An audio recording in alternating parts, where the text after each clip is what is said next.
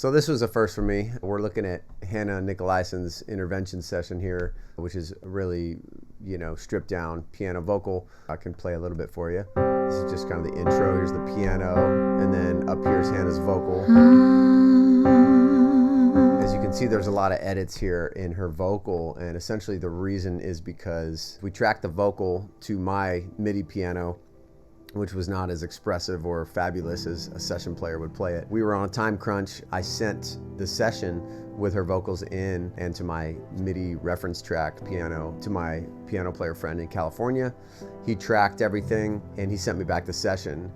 There was one detail: the MIDI default was set to quantize at 16th note.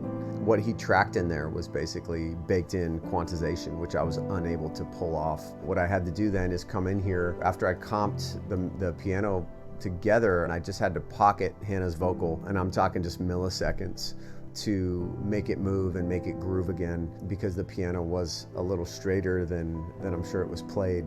And I actually did move some of the piano around as well.